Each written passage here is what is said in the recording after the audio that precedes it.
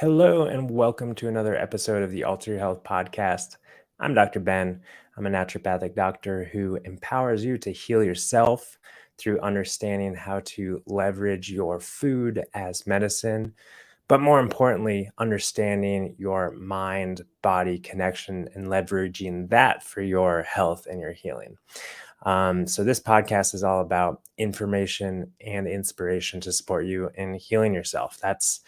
That's my goal. That's my vision. And to be honest with you, it's more about the inspiration these days than the information. I think that maybe I'm speaking for myself, but I trust that most of us are pretty fully saturated with information. There's generally not a deficiency of information. We have more than enough. And if we feel like we don't have information, we can hop on any device and in a matter of microseconds have answers, have more than enough answers. So, really, it's the inspiration that moves us to take practical, inspired action in our lives to heal ourselves. And really, it's that inspiration that also helps us make sense of the information, because we aren't just computer programs. We have a deeper essence to ourselves. And that inspiration, which of course comes from like the root term spirit, like spiritus or whatever the Latin is, that's part of the word inspiration. So that's where that comes from. Helps us to make use and put practical use to all that stuff and all those things that we are exposed to. Anyway, this episode is about balance. It's about balancing our quote unquote positivity with our negativity in this dualistic world. Because let's face it, just right off the bat, the world is dualistic. Physical world reality is filled with all sorts of things that we perceive as good and beautiful and awesome and lovely and inspiring and just that those good vibes. But also at any given point in time, we can look out or look in and experience and feel cruddy, negative, lousy. There's good and there's evil. There's brightness and there's darkness. And there is peace and love, and there is anger and resentment, and all those negative things. So why do I feel called to just go on and on about this kind of stuff? Well, it has to do with the fact that our body, excuse me, just bumped the microphone here. Our body feels, and our body is actually, our multidimensional body. I'm talking about our physical body. And of course, this is the Alter Your Health podcast. And a lot of people listening in are hoping to optimize their physical health and performance and feeling in their body. But more often than not, the deficiency that we have is not a nutritional one. Some people, yeah, everyone can maybe eat a little bit better. Everyone can maybe move a little bit more balanced. Everyone might benefit from more deep sleep and whatnot. But more often than not, what we're all deficient in is that equilibrium, is that peace, is that deeper understanding and peace with our own, inner human experience. So that's where, to be honest with you, that's where I was initially inspired to move into the realm of health and medicine, as a profession, was in that with that sense of inspiration and that understanding of connection between our mind and our body, for lack of better terms. So that's what it's all about. That's where we all have so much power to heal ourselves.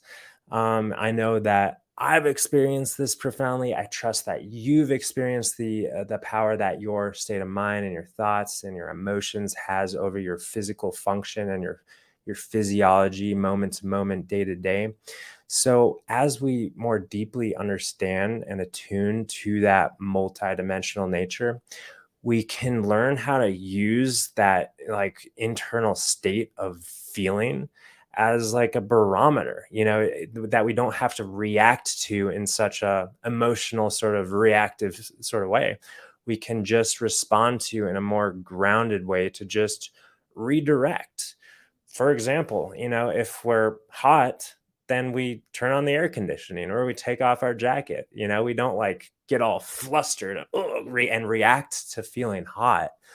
We just we just take that feedback, that if we feel the thermostat in our body, in the with the feeling of warmth, and then we just take the action in a like common sense sort of way to just respond to give our body the opportunity to maintain balance again.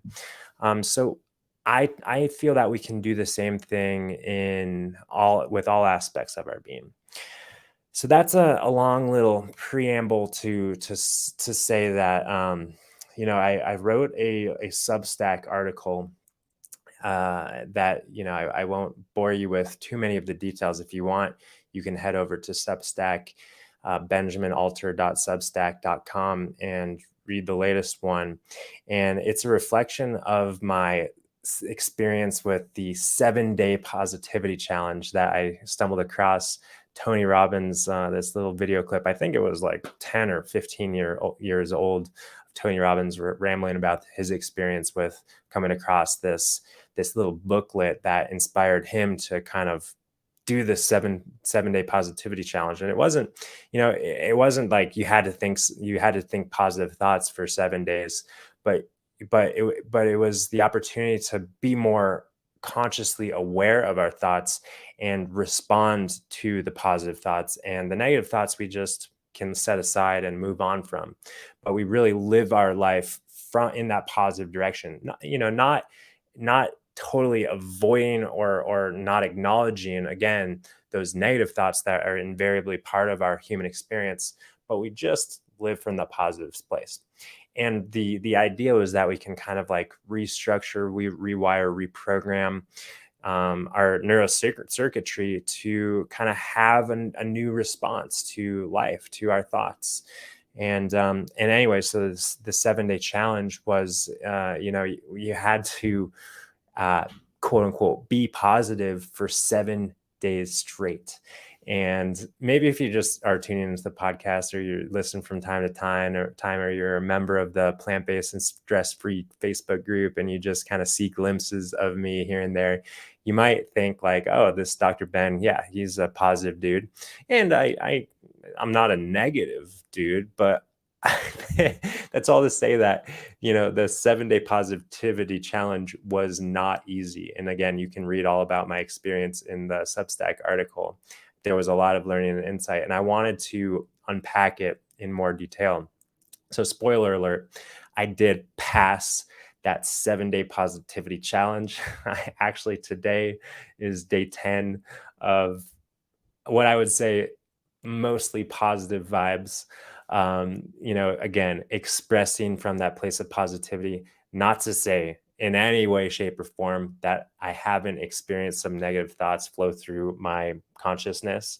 But again, I just set those aside and move on with my life, or just, find a quiet space to let that pass.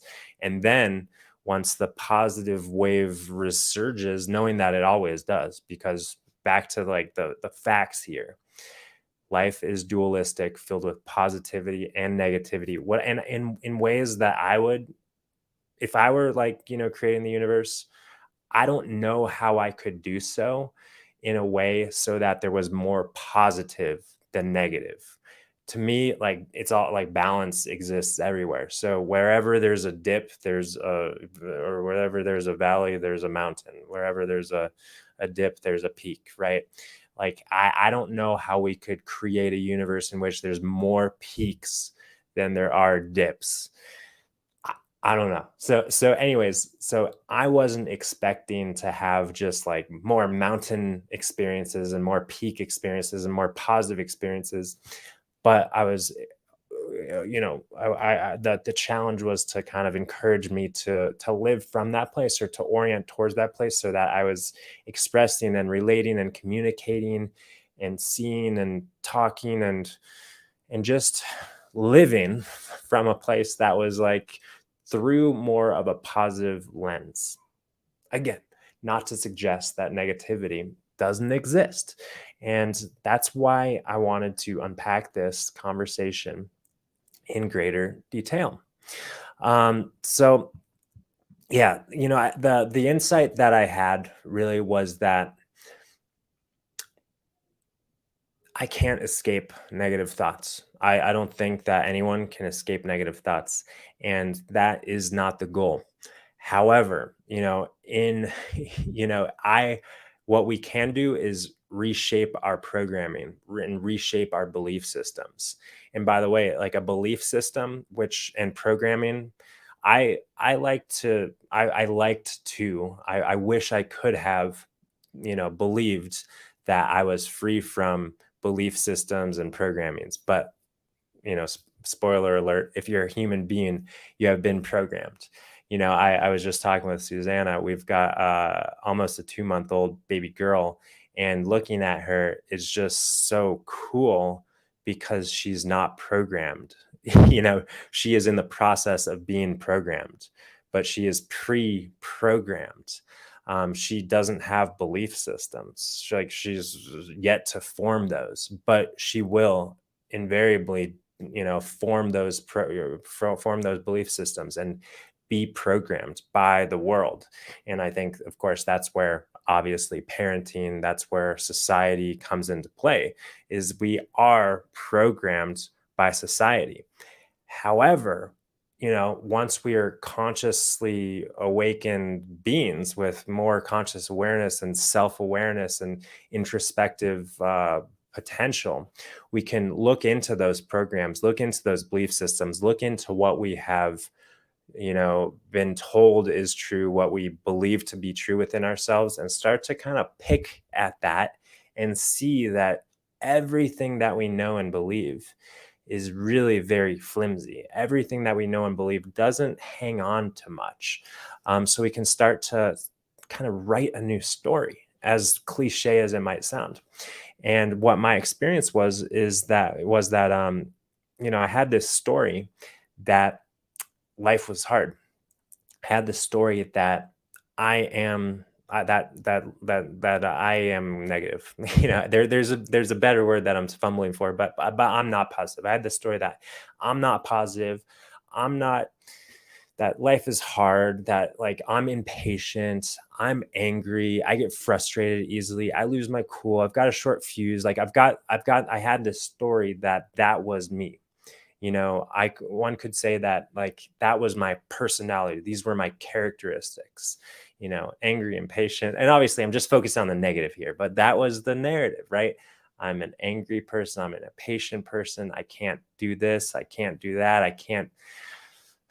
So that was the story.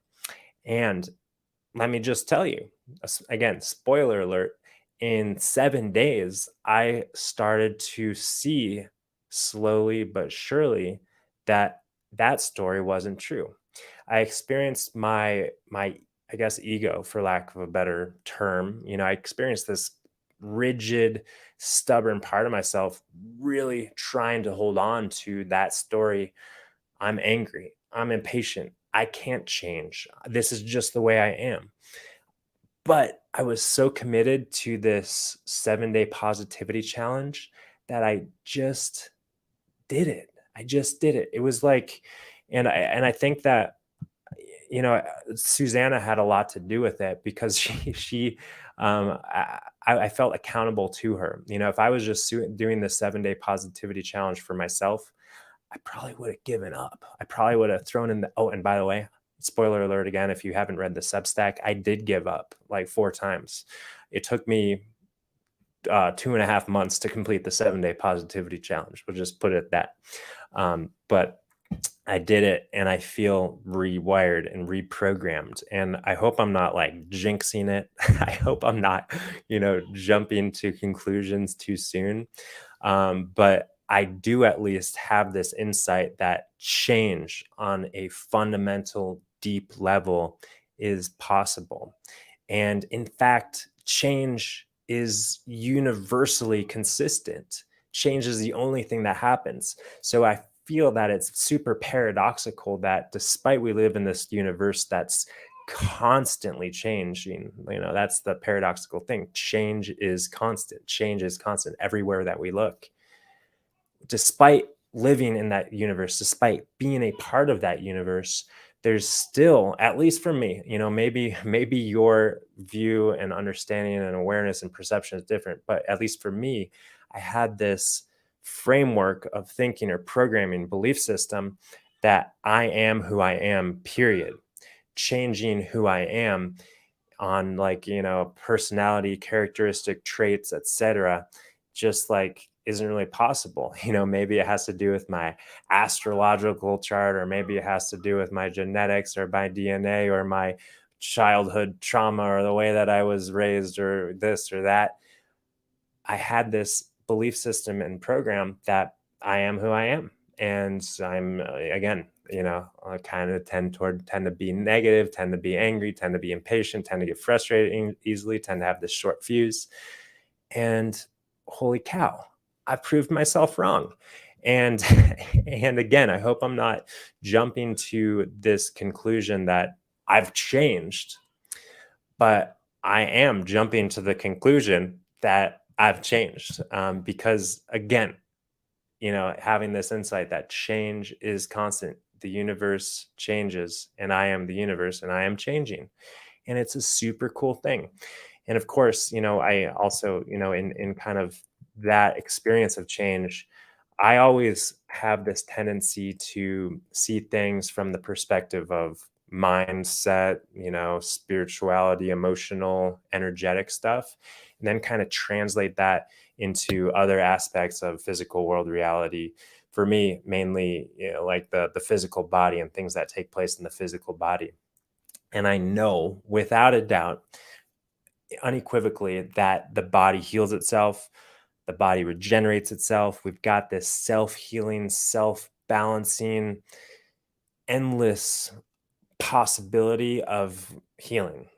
All of us, on a physiologic level. That's what life does, is it renews, rebirths itself, and regenerates and balances and restores. There's so many words to try and orient us to what is taking place within each one of ourselves all the time. Is this movement toward balance, towards harmony, toward equilibrium, etc.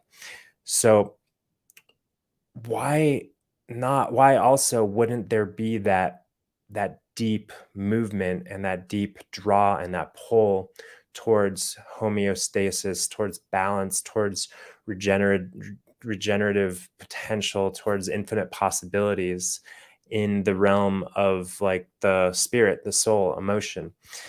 And like, I think on one hand, we are already in that non-dual true nature way, in our soul, so to speak.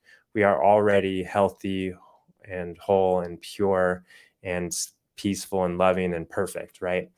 So there's nothing to do there. But this kind of personality, this humanness, our human experience that we live into, we come and see things through that dualistic perspective, right?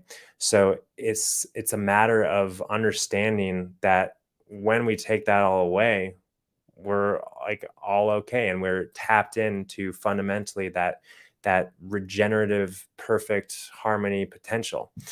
And I don't think I'm able to really put words or explain at least the insights and phenomenon that I feel connected with.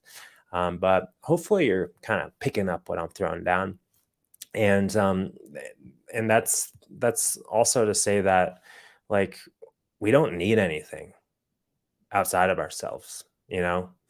We don't need anything. That's not to say we can't use stuff. For example, I used this Tony Robbins little 3-minute video clip to just spark some inspiration. But I can undoubtedly say that it wasn't that video clip that, like, fixed me. Again, I watched the video clip and I went through the motions multiple times until the fixing happened itself within me. And I know the same is true for once again, on the physical level.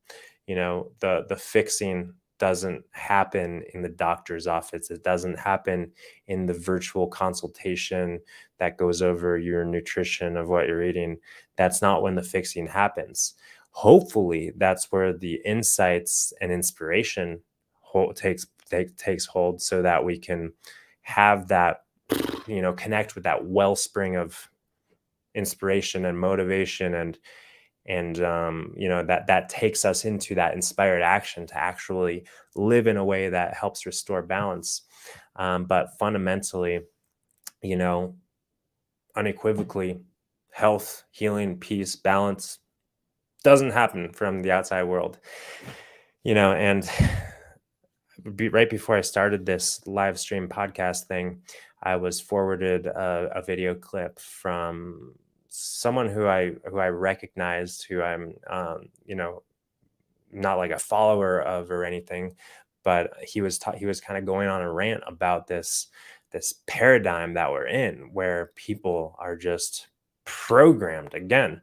And I think that there's like deliberate programming. Let's face it, health is a business. Of course, like the medical industrial establishment complex, like the big health, if you will, has nothing to do with health. The pharma stuff has nothing to do with health, and that's for sure profit driven. Like, that's the only thing that matters. And then it, like, once we really more deeply understand that, we start to question, like, why would I even go in that direction seeking health if like that is not in any way, shape, or form a priority for that system?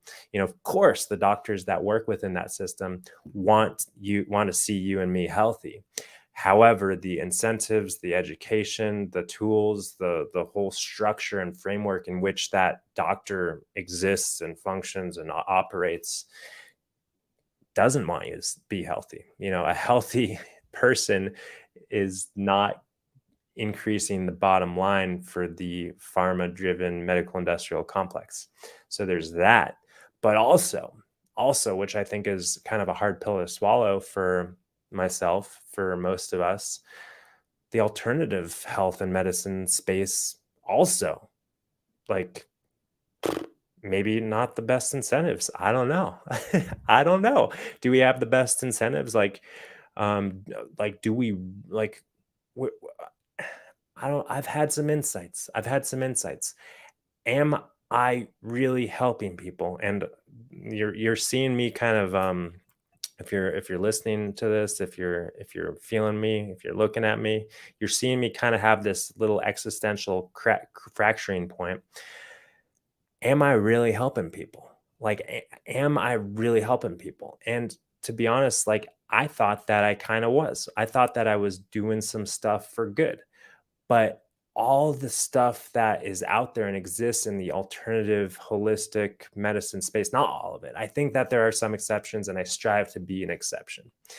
But a lot of it is kind of fear-based, and maybe getting people hooked on this idea or this understanding that, again, they need something outside of themselves in order to get better. They need this webinar, they need this masterclass, they need this nutrition plan, they need this supplement, they need this doctor, they need this.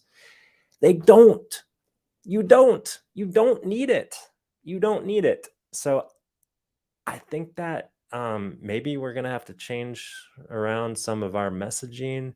If it's not already clear, like, you legitimately already have what you need. There is not one thing that you don't have that you need.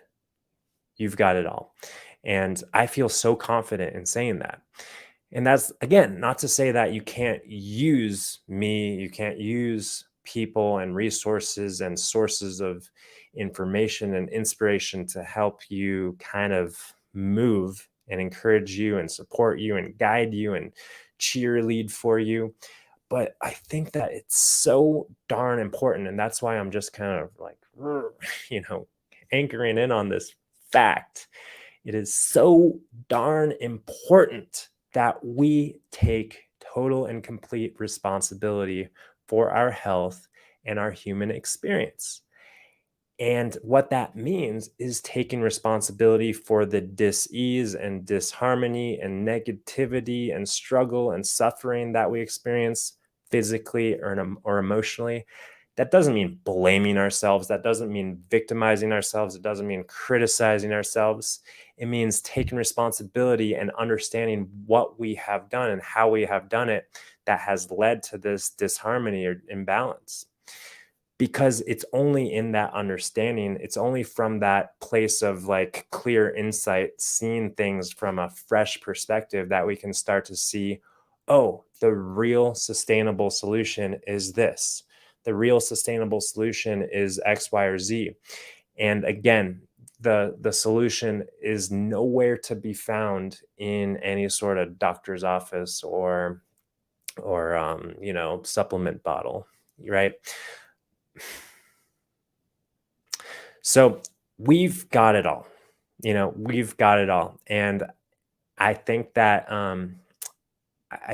we humans have a tendency to sell ourselves short, for sure, and to disempower ourselves, and to, seek a savior, seek someone to help us, to fix us, because that would be really nice, right? That would be really nice, really easy. If you've listened to the prior episode and read a prior Substack, I talked about TMS and my experience with TMS.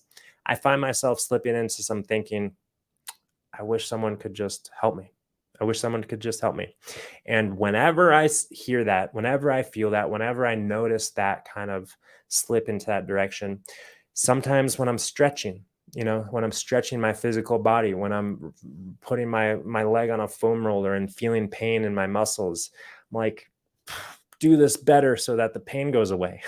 If I need to do this properly so that the pain goes away. I need to stretch better. I need to do something better. Someone tell me how to stretch, how to move. But whenever I hear that thought, whenever I experience that, I just immediately remind myself, I'm responsible. It's me. It's my doing and it's my undoing. That's the matter of the fact. And again, it's a continual, sometimes rigorous process of remembering and remembering and remembering again. And the most important thing that we can do, I believe, is cultivate and connect with a relationship of acceptance, understanding, compassion, understanding that it isn't a linear path. And back to kind of the topic of this episode here, the topic of this conversation or this monologue, balancing duality. When we understand that there are peaks and troughs, then we don't get hung up with the pain or the tension in the leg that we might be experiencing in this moment. We know that it's just like the universe. It's just feedback. We don't have to like dig into that and dwell into that and make it mean more than it is. As one of my teachers would say, like, we all eat and we all poop. Pooping, we inhale and we exhale. We eat and we poop. I guess biochemically speaking, we are anabolic and catabolic. We like build up and we break down. And if we just are expecting to inhale, if we're just expecting to eat without taking a hard look at our shit and flushing it down the toilet, then we need to come to terms with the fact that life is dualistic. So back to kind of the ultimate message that is for me as much as it is for you. It's for all humans who might have the tendency to feel a sense of struggle from time to time. It's okay. That's part of it. And having a deeper level of acceptance and understanding and compassion. And the way that I like to just remember is that literally, like, every aspect of our life, because I don't think it can only just be like 60% of our life and then like the 40%, not that stuff. 100% of our life is for us, is for learning, is for growing and integrating and evolving and becoming more of who we are. So if it's 100%, if it's 100% of our life that's for us, and it's not just 65% or 72%, if it's 100%, what that means is we've got an opportunity to see it from that perspective. Life is happening for us, not to us. So we can kind of orient ourselves and look and just be open to the opportunities, be open to the learnings, be open to the lessons that are in the difficulties. Because on the other side, it's generally easy to see like, oh yeah, like that was so that I could do this. And I know I'm already seeing, even though I'm not on the other side, I'm on my way to the other side of this. I already see very clearly. And in fact, the moment that it started happening, I knew very clearly that, this knee pain, this TMS experience was an opportunity to not only deepen in my understanding of this mind body organism and like the functionings and the interconnectedness and the nuances. Not only was this pain that I'm experiencing an opportunity to really know that on an intimate level, but I knew I was also being forced to kind of stand in that and live from that. So for example, a friend texted yesterday, and we were talking about skiing, and I said, yeah, I haven't been out much because my knee's been hurting. And he asked like what happened to my knee. And of course I was tempted to say like, oh, I just strained it. That would have been a lie. I didn't strain it. There might be some strained muscles, there might be some tension, but I didn't strain my knee. So my response in the text message was stress, stress. And and I think that small step was actually like a big one, because like there's those people in our lives where we just water down the truth, where we water down who we really are. So I owned it with him. I owned it, and I own it with you. Why wouldn't I own it with him and everyone? So I think that there's just this endless opportunity to deepen in that, understanding for me right now. That's where I'm at. So I'm looking at my notes here. There's some things that I don't feel quite like I wanted to share. It didn't really come up. Yeah. But life is for learning. Change is the universal constant. Yeah, it's unrealistic to expect positive thoughts and feelings more than negative ones, because we live in this like universe that's perfectly orchestrated, where there's like darkness and light, and it's all in harmony and balance. So why should we be free from these universal laws and facts? Yeah. And of course, dwelling, I guess I didn't really like hit this nail on the head, that dwelling in negativity, like I tended to do, dwell in that story. I'm this, I'm that. Dwelling in that negativity really has a detriment on our physical health. That like lowers, I don't know if that's the right word, lowers, raises, whatever. It disharmonizes and dismantles the equilibrium and balance and peace that is constantly being sought after by all of our cells in our body. So like that negativity, that victim mentality, it takes a toll on our health, and it takes a toll on our emotional well-being, of course. And at some point, I feel fortunate, because I feel like this is rearing its head and poking me and nudging me in a relatively gentle sort of way. I know that some people have more rude awakenings, maybe, maybe that's a judgment. It's what the universe has in store for all of us. It's unique. But in any case, we can tune in and stay sensitive to the messages from our bodies, from our minds, from our souls. And again, respond from a place of love and understanding, rather than like the emotional reactivity. Why me? What's going on? Blah, blah, blah.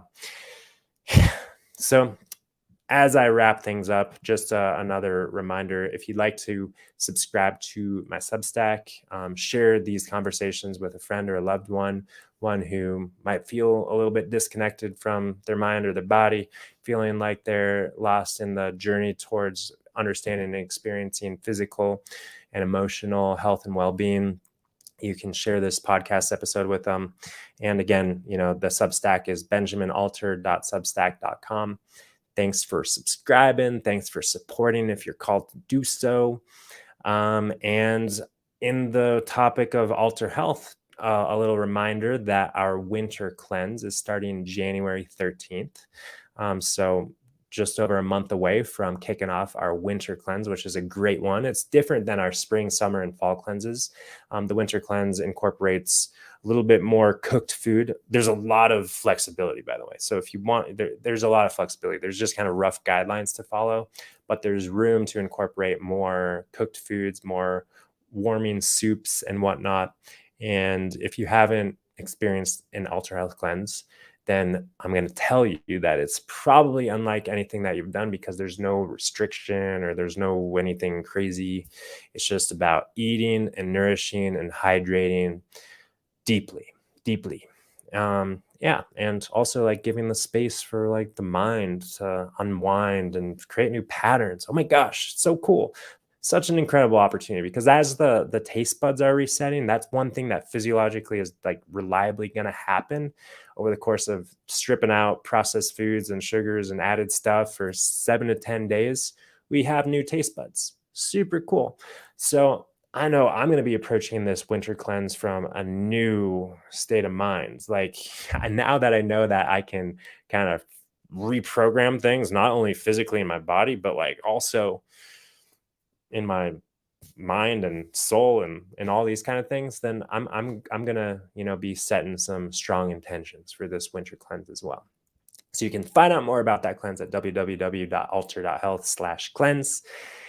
And lastly, another opportunity to kind of join in on the fun is joining our meal guide membership. The meal guides, that's just $11 a month. We just had our meal guide support call earlier this week. Great group of people sharing good vibes and ideas and inspiration and wins and questions and all sorts of good stuff discussed in these support calls, which happen once a month for the meal guide support calls. And you'll have a weekly meal guide with nourishing whole food plant-based recipes from Dr. Susanna. Lastly is, of course, our Thrive on Plants program, which is kind of for those who are really ready to take things to the next level in their physical life and nutrition, but also maybe, if you're so called, in your mindset and understanding as well. So thanks, as always, for tuning in to this week's episode, and sending you all blessings of peace and to catching you next time.